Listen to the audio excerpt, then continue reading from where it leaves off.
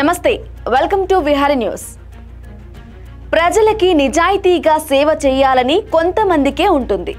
అందులో కొంతమంది ప్రభుత్వ ఉద్యోగులు కూడా ఉంటారు.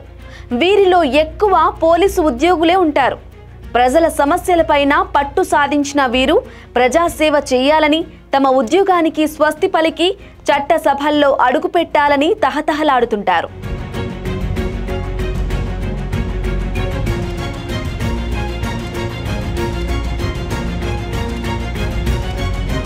పదవి విరమణ పొందిన వారు కూడా ప్రజాప్రతినిధి కావాలనే తాపత్రయంతో పరుగులు పెట్టిన సందర్భాలు ఎన్నో ఉన్నాయి. కానీ ప్రత్యక్ష రాజకీయాల్లో పోటీ చేసి గెలిచిన వారు చాలా అరుదు.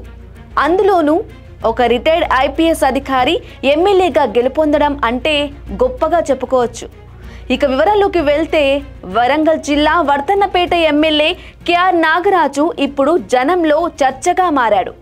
ఐపీఎస్ ఉద్యోగం నుండి పదవి విరమణ పొందిన వెంటనే మొన్నటి ఎన్నికల్లో కాంగ్రెస్ నుండి ఎమ్మెల్యేగా గెలుపొందారు.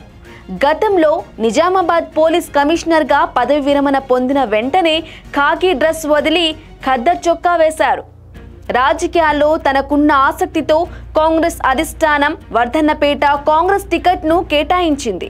వర్ధన్నపేట సిట్టింగ్ బీఆర్ఎస్ ఎమ్మెల్యే ఆరూరి రమేష్ పై బంపర్ మెజార్టీతో గెలిచిన కేఆర్ నాగరాజు ఇప్పుడు అసెంబ్లీలో అడుగుపెట్టాడు. కేఆర్ నాగరాజు తీసుకున్న నిర్ణయం చాలా గొప్పదని స్థానిక ప్రజలు అతనిపై పొగడ్తల వర్షం కురిపిస్తున్నారు. For more updates keep watching Vihari news.